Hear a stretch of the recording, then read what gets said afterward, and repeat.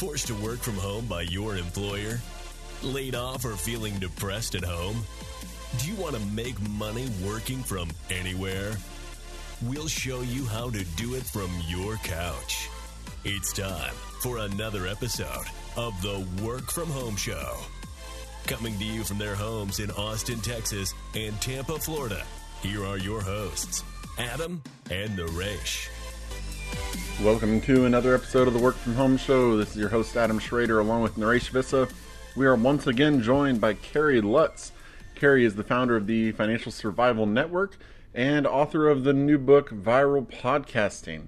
We talked a little bit before about getting the podcast going, kind of who should podcast and when to podcast. We're going to talk more today about monetizing your podcast. So let's go ahead and get into that. Naresh, you want to take it away? The subtitle of your book is How to Earn a Six-Figure Income from Your Podcast. The subtitle of my book, Podcastnomics, is The Book of Podcasting to Make You Millions. What are your strategies to build massive audiences, and how have you utilized these strategies to build the Financial Survival Network?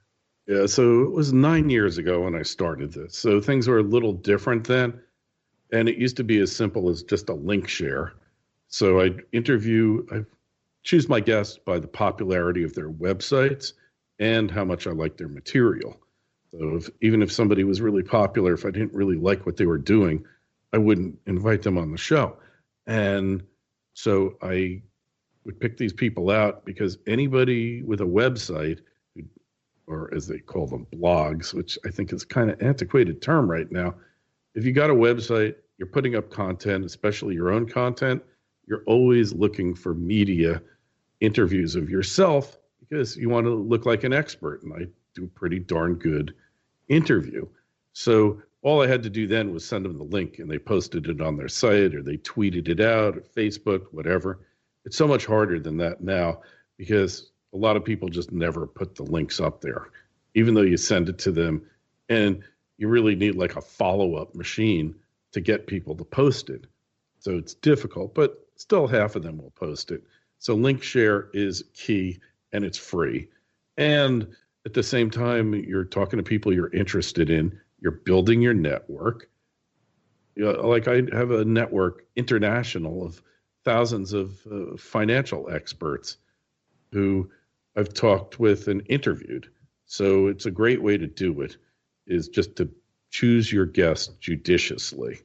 You can pay to promote on Facebook, on Twitter. You can buy traffic that way. I'm not sure that it's the best way. I think having an active YouTube channel that you really, even that's harder than it used to be. I used to get hundreds of thousands of listens once upon a time till YouTube kind of sandboxed me. But even still, I could get 10,000 downloads on an interview on the podcast and get another 5,000 or 10,000 views on YouTube. Views are going to be less length. My average visit to my website, they're on there for a half hour. Average YouTube listen is 10 to 14 minutes. So they're not going to listen to the whole thing. They're going to cut off. And that's due to demographics, and it's due to the nature of YouTube.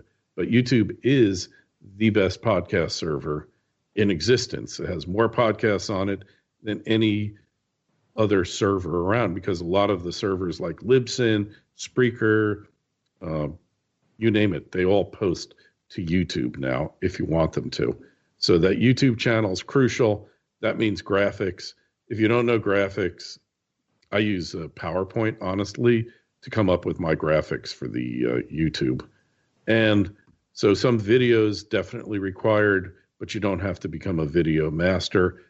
1, 2, maybe 3 shows a week I do video. And so the whole thing is building the audience. And so we talked about this before. You need some semblance of a business plan. I'm not saying that you need it like you're going to raise $10 million in venture capital. It needs to be 500 pages long. No, it's a question of, A, how much time am I going to invest in this per month? Because I might have another job. It might not be my full-time job. How much time am I going to invest? What is my time worth per hour? And, that's a very important metric, because if your time is worth $50 an hour and you put 50 hours a month into it, then you need to make $2,500 just to get the opportunity cost or value of your time. And then what are all the soft costs involved and what are the hard costs? All right. You need to know what your break-even point is. And then once you have all this in mind, like Rob Welch of Libsyn said, you got to treat it like a business from the get-go. If it's a hobby, that's fine, and you can make it a hobby, but then don't think about monetizing. But if it's a business, then you need to think about monetizing from the get-go. But you don't want them necessarily monetized from the beginning unless you get, for instance, if you're a surfing expert and a surfboard company approaches you to become their spokesperson, then that can really set you on the path to monetization much faster than you ever thought possible.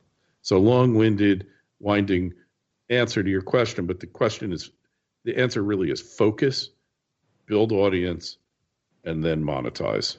So you mentioned that if people come to your website, they say 30 minutes. If they go on YouTube, they say maybe 14, 15 minutes.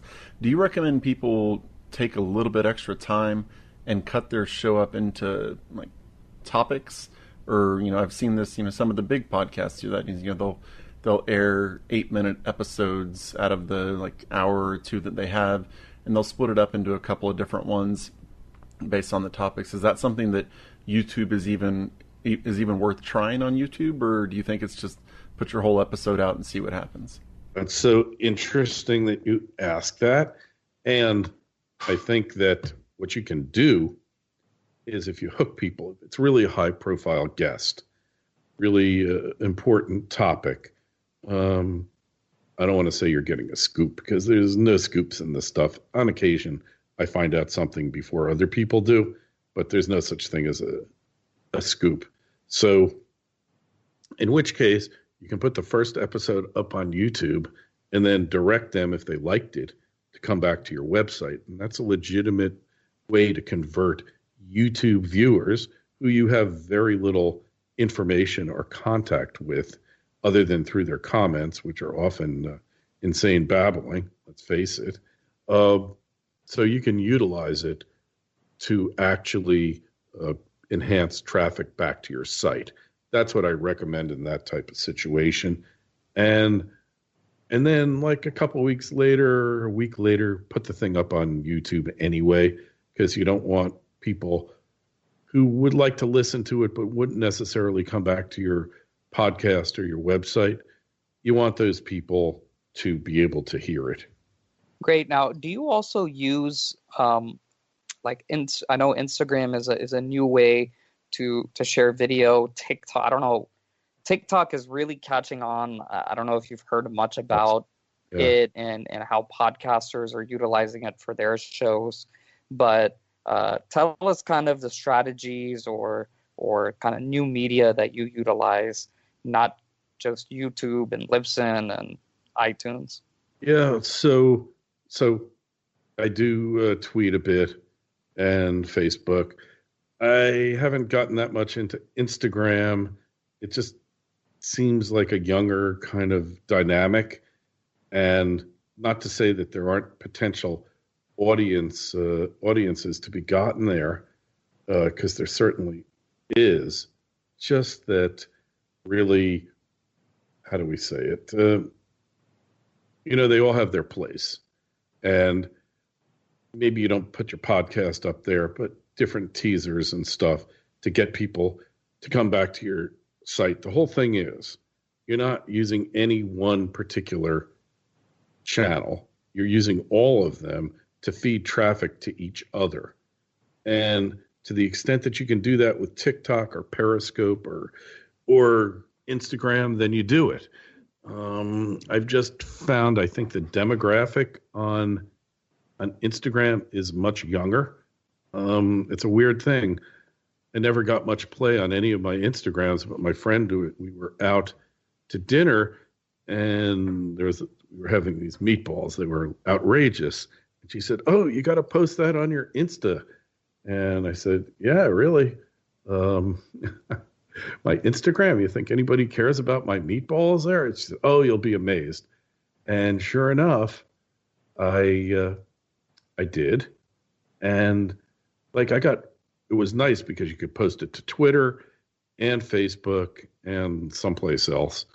And I got more action from the dumb meatballs than I had ever gotten from anything else on Instagram before. So, it's a strange thing, but I'm not saying don't use it by any stretch, because I think it has value. I just think that you need a strategy, and your strategy's always got to center around your brand. Your brand is in the middle of your strategy. And look at your brand as the top of the stool, the seat. And then you've got these legs that come down, and there's 4 or 5 legs. There used to only be 3.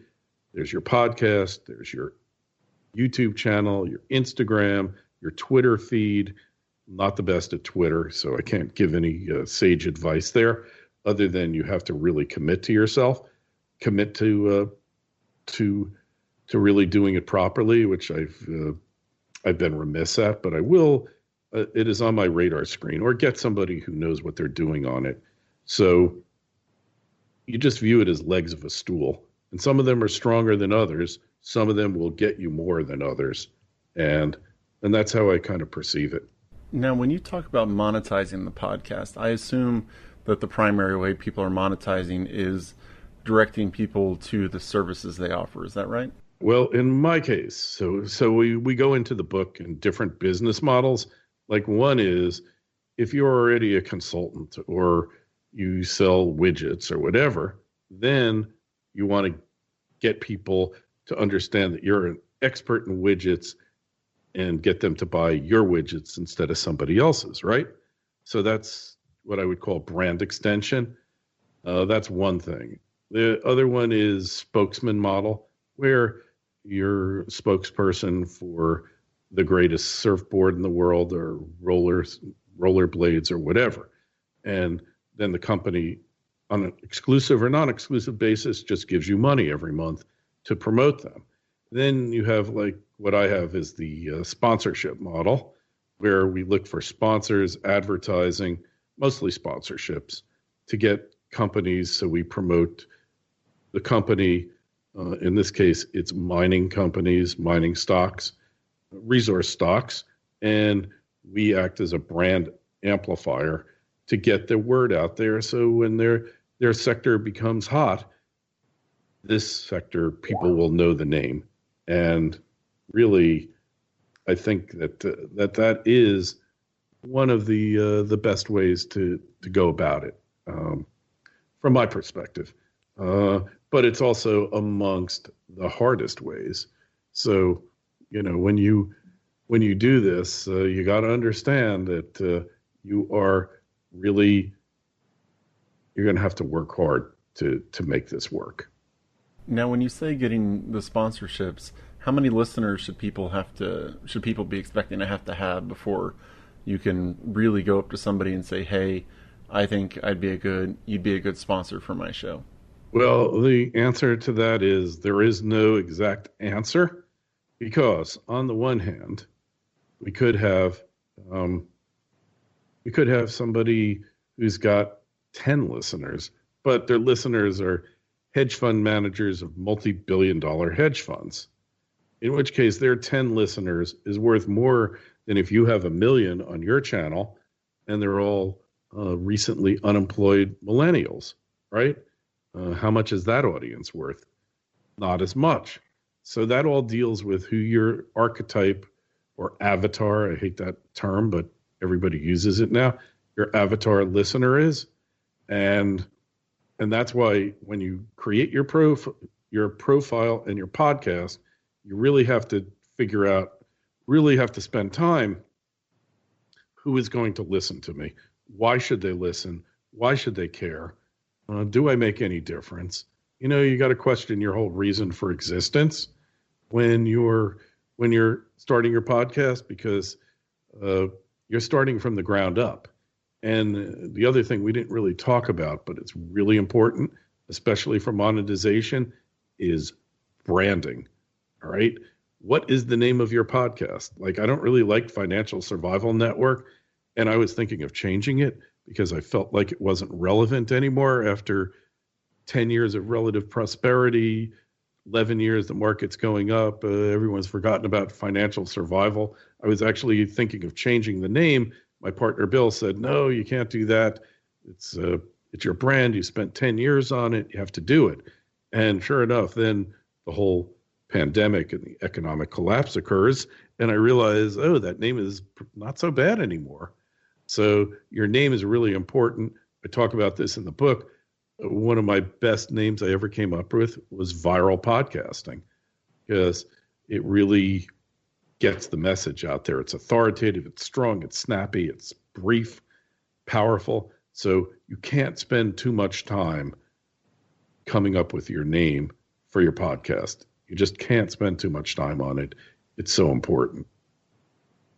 Yeah, talking about the quality of listenership, we have a client at Christian Media Marketing.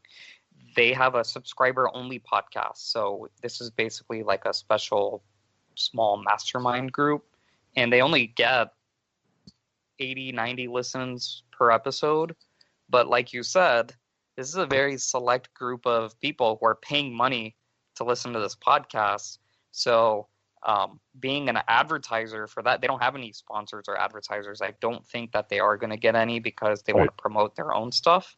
But if they opened it up, that's a place that I would definitely want to advertise, even though they only have 80 or 90 listeners. That's a perfect example. And that's another valid means of monetization, the subscribership model. There's about 5 or 6 of them. If people love your content that much and are willing to actually pay for it, and you could do, for instance, you could do the free premium model. Like one friend of mine, he's got a podcast website, and then he's got a forum, and it's $12 a month to be on the forum, and he's got hundreds of people on that forum. So it can definitely work for you. You just have to think about how you're going to do it, and your listener for each different monetization model is going to be a different listener. So you have to understand that, and then direct your efforts to finding that person and to keeping them coming back. You're going to have to really emphasize that. Yeah. Now, are your sponsorship, are they pay per click, pay per acquisition, or do you charge a flat monthly fee? Oh, it varies. Most of my mining companies, we're dealing with a very sophisticated outreach program to the public that is multi-channel. So it's basically negotiated fees for that. But one thing you learn is when you start out, you'll take any customer that comes along, and then as you get better at it and your show gets more accepted and the value is there for your listeners and for your listeners and for you, then it gets established, and then it's kind of your price gets determined. One of the things is you got to have some metrics for your potential sponsors or advertisers, because they got to know what they're paying for. New media advertising is often perceived as a black hole. So that's why some of those affiliate links are not so bad, because you actually get an idea of how monetizable your audience is. I mean, I've sold everything from promoting of resource companies to gourmet coffee to Audible audiobooks. I've sold everything, literally, in the past 9 years. And I like the sponsorship model better. I just do. So you mentioned one of the best names you came up with is viral podcasting. How does somebody make their podcast go viral? Well, that's the big question. And I will tell you, it used to be a lot easier than it is now, but it's still back before there were 800,000 podcasts. Yeah. Is there that many now? You can't even keep track of them. Everywhere you look, and it's only getting more crowded. The space less people employed in conventional employment, even if they're still working from home opens up the opportunity to do other stuff for you. So how you make it go viral is a combination of things. First is the topic. I remember I was in a mastermind group with John Lee Dumas, and he said, I got this idea of talking to entrepreneurs, just asking them X number of questions, seeing what they have to say, and I want to do it daily. This was Cliff Ravenscraft's mastermind, and he said, well, I wouldn't do it more than once a week. I said, hey, I'm doing 3 episodes a day. Don't worry about it. But the point was he picked his subject very skillfully, and it was something he was really interested in. Nowadays, there's 85 clone shows of John Lee Dumas, and in a lot of respects, he still does the best at it. But he's gone on from there. So the first thing is, what are you going to talk about it, and why should you care about it? Why do you care about it? If you're going to talk about it, you must care about it. So what is your why? What is it you're trying to do? And then if you think there's, you do your research, your market research, see how many podcasts there are out there when you type in the search on iTunes. iTunes is great for doing market research. And then if there's not too many, and even if there are, but you see that none of them are really taking off, and you're going to bring something to the table that nobody else can, then it's really steps for engagement, because you build an audience one member at a time, even though you might be doing hundreds of members coming in or hundreds of listeners every show. New listeners, you still build it one at a time, and you have to engage your listener on a personal level, on a level where they view you as a friend, a trusted source of information, of humor, of knowledge. And the one other thing is that no matter what you do in any media you're involved in, you are an entertainer. Your primary purpose is to entertain, because if people don't enjoy listening to you, they don't listen. And when you realize that your role as an entertainer, it opens things up, but it's also a bit challenging. You can't just give a dry recitation of information. My mentor in this thing is a woman by the name of Valerie Geller. She's one of the top radio consultants in the world. And she has her 10 key steps. I'm just going to grab them right here. But I'll go over the first 3. Speak visually in terms a listener can picture. Tell the truth. Make it matter. Never be boring. All right. Story tell powerfully. You got to be able to do those things. And then you're just learning the craft, because it is a craft. And hopefully more and more of you are going to find that audiences are finding you and engaging in you. You're getting recommendations. Other thing is, always ask people to sign up for your newsletter. Always ask them to subscribe to your YouTube channel if they're listening there, or hit subscribe if they're listening on some kind of podcast platform, whatever is out there. Always ask, because that's how you build an audience up, and that's how you build your mailing list. We didn't talk about mailing list, but that's one of the pillars of the stool. Mailing list is still the most profitable means of making money on the internet. I've never met anybody who does it better. So all these things combined, that's how you make it go viral. There's no surefire way to do it, because if you're talking about wooden boats, there's a guy who's got a wooden boat podcast out there. There's a limited audience for it. You're talking alternative finance like I have, limited audience. You're talking general finance, Dave Ramsey type stuff, huge audience, huge number of competitors. So you've got to bring something to the table that differentiates you and makes you different and makes you compelling, and making every episode count. Don't just kill time. Don't just do a show to do a show. Mistake I made, boring guests equal boring show. When you're bored, you can't hide it. Your audience knows you're bored. People send me emails noticing things that I didn't notice till they mentioned it, but then it's like, oh, it's that obvious. So you can't fool your audience, which is why you always got to be honest. So it's a formula, but it's also, put it this way, it's a science, but it's an art. And your task is to balance the two. Yeah, now, Kerry, talking about podcasting in the era of the coronavirus or the Wuhan virus or the lockdown, however you want to coin the phrase, what is your kind of outlook on the impact that these lockdowns are going to have on the podcasting industry as we move forward? We've seen Spotify jump into the space, be very aggressive, buying up competitors. Do you think that more and more people are going to be listening, and this is kind of another inflection point for podcasting as a whole? It's a really interesting question that we don't know the answer to.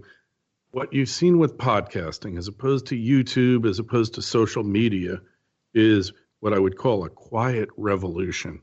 It's never taken the world by storm, and yet it continues to grow year by year. I think we're 14 years into it. I think this is Jason Hartman's 14th year, so maybe we're 16 years into it, mid-2000s. So it's never taken the world by storm. There's growing interest in it, and maybe it's been growing 20, 30, 50% a year, but it's never like just exploded. It just hasn't. Maybe it's going to now at Spotify. I tend to doubt it. Because one of the barriers initially was hard to listen to in the car. Well, they've gotten rid of that. That's no longer a barrier. You can listen to any audio material. And then there was data plans. Well, now most people got unlimited data. I haven't had an email from any FSN listener community member out there that has really complained about data plans lately, but that used to be a barrier. So now we have unlimited data. I just don't see it as a revolutionary force. I see it evolving and continuing to expand. Maybe, Rogan gets 100 million, but he's still a podcaster. He's not doing anything different. It's just how you get it. And the one thing is I find from most people, they don't care how they get the podcast, whether it's iTunes or Google Play or Spotify or iHeart. They just find it. So they don't really, really care about how. So the platform's irrelevant and has remained irrelevant to the medium since its inception. That's why most people go to iTunes, 62%, according to Libsyn, Rob Walsh. So 62% still going through iTunes, even though it's really an inferior platform in many ways to what it should be. I guess podcasting will really take off when a podcaster actually knows who is listening to you, who his or her listeners are, and is able to connect to them directly, which none of the current platforms allow you to do, but which is very possible to do. That's when it will take off. But it's doing great now. Don't get me wrong. 800,000 podcasters. When I started, there was under 100,000. Maybe there was 50,000. It's a lot easier to produce a podcast now. There's a lot of people out there like you that help people do it, Naresh, that you didn't exist 10, 12 years ago to help. So it's easier to podcast now than ever. So long-winded answer, but the answer is it's not really going to make that much difference because nobody cares about platforms. This is a platform independent medium that you can get from a whole bunch of different platforms for free. Yeah, and I asked that question because the lockdown, we saw the impact that it had on streaming services like Amazon Prime, like Netflix, just through the roof, and even online streaming services through the roof. People at home trying to find things to do, trying to find things to listen to, things to watch. We know the data on those public companies like Amazon Prime and like Netflix. On the podcasting side, we don't quite have, we're just going to have to go off of what somebody like Rob Walsh at Libsyn tells us. You know, how has the data looked over the past few months or from March 2020 onward? And our show, the Work From Home show, this show that you're on is a result of the lockdowns, of the virus. If there was no virus, if there were no lockdowns, we would not be here today. So right there is an impact, simply because we saw a need. Okay, now all of a sudden, tens of, or really probably billions of people around the world are locked down at home, stuck at home, and they probably have to work from home or find ways to make money from home. So that was our opportunity. Okay, now is the time to jump in and start this podcast. And I just wonder if other people, other podcasters, even investors in media investors, if they've taken notice. Yeah. Well, I can tell you, I had extra time myself, a lot less time to be out there socializing since everything's closed. So I started a new podcast every morning with a master trader, a guy by the name of Nick Santiago. It's really taken off. People are listening to it all over 1,000 listeners per episode with no promotion whatsoever. Nothing, just some tweets and up on Spreaker, on my site. That's it. So definitely that is spurring more people. I've seen it with webcasts, with companies doing live investor seminars. Everything online has just exploded. That's for sure. Will it remain? Well, your audience is literally a captive audience right now. And now you lost, 2/3 of your captive audience? The country's going back to work. So probably the results won't be as long lasting as maybe wished for. Yeah, I have to say I was doing some research for a book I'm writing right now, and Edison Research does some great podcast stats. And one of the things that surprised me is, you mentioned people listening on their drive, and that's true, but they actually found that 90% of people prefer to listen to podcasts at home. And that made me think about what are some of the inventions that, you talked about, like being able to listen to your phone in the car. I think one of the greatest things for podcasting right now has been the invention and taking up of Bluetooth headphones. I think that's been absolutely enormous because now, you can just put your phone in your pocket or leave it on the table and walk around and listening to podcasts. Do you see anything coming up that you think might change the game for podcasts? That is a great point there about Bluetooth headphones. I've had them for years and I don't really use them all that much except at the gym. I'm not sure about innovations to do that other than seamless ability to get podcasts, that you just hit a podcast and your computer just pulls it in from wherever without a thought. Seamlessness, I would see that.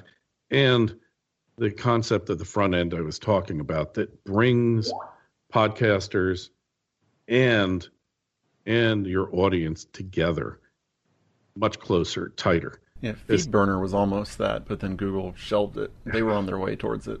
Yeah, FeedBurner, that's a tragedy. But, it's got to go deeper than that. A front end that really caters both to what the podcasters want, which iTunes could care less, and what the audience wants. The audience, anybody you guys know, you do podcasts, people get into it. They're like, you're your friend. You're a friend they've never met, that they've only talked to on the phone, whatever it is. They're really into you. Your show, what you do on your show is secondary almost.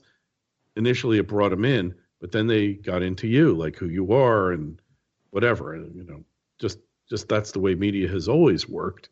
But podcasting enables you to bring it down so much more personally. Hey, I'm into fine wines. This person's into fine wines. He does a fine wine podcast.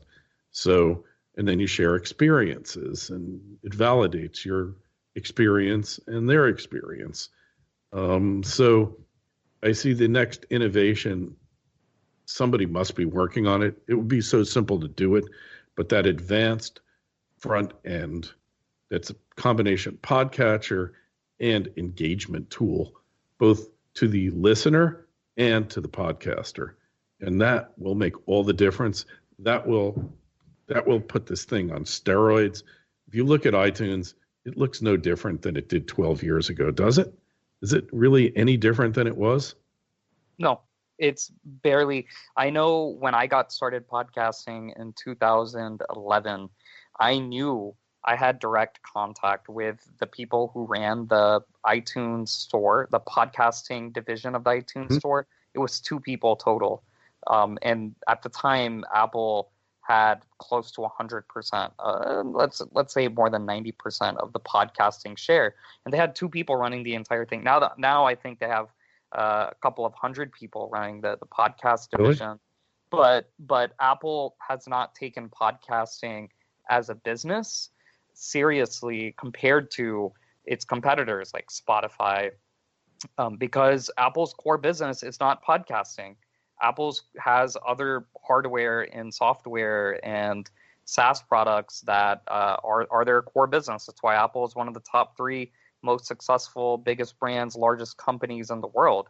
It's not because of the podcasting. It's because of the other things. Whereas its competitors are now dependent on podcasting to be positive in their quarterly earnings. Yeah, and you see that because they make no money off of podcasting. The reason they created the iTunes store to sell music and videos was just to buy hardware. So you'd buy the iPod, you'd buy the iPhone, you'd buy the tablets. That's why they created it. And the fact that it happens to be a multi-billion-dollar business is almost besides the point to them. They're making big money on it, don't get me wrong, but it didn't start out that way. And they've never seen, just like I wrote Viral Podcasting, had a proven process to earn a 6-figure income from your show. Well, they need to read that for iTunes podcast because they've never, ever monetized it, and they really have no idea what they're doing. Yeah, well, I'll say this because I've actually done a couple of consulting calls on kind of this macroeconomic view of the podcasting industry. And I think Apple is waiting. I don't want to say that they don't know what they're doing or that they're just very helter-skelter about it. I think they do have a master plan at the end of the day because the competitors are catching up, per se, and they're being very aggressive. I mean, Spotify has made over $600 million worth of podcasting acquisitions over the past 2 years alone. They bought Anchor. They bought Bill Simmons's properties. They're looking to steal more sports properties. Some famous podcasts, some of the most successful podcasters have signed exclusive deals with Spotify, big endorsement contracts with Spotify.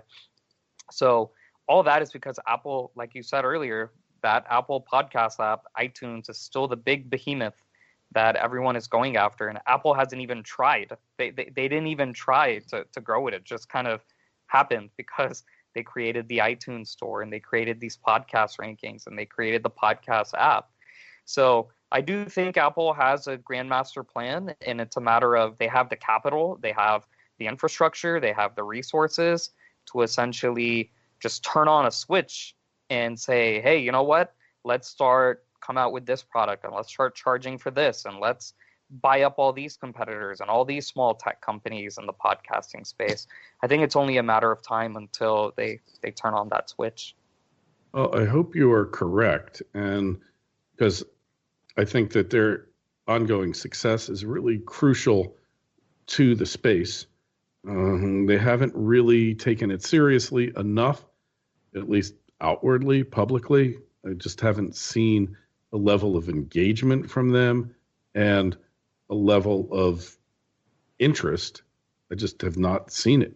And I hope you're right, though, because it's really, they invented the space. It'd be a shame to see them just miss out on what could be a massive media channel outlet for dozens of years. Awesome. Well, Kerry Lutz, he is the founder and main host of the Financial Survival Network. He's the author of Viral Podcasting, How to Earn a Six-Figure Income from Your Podcast.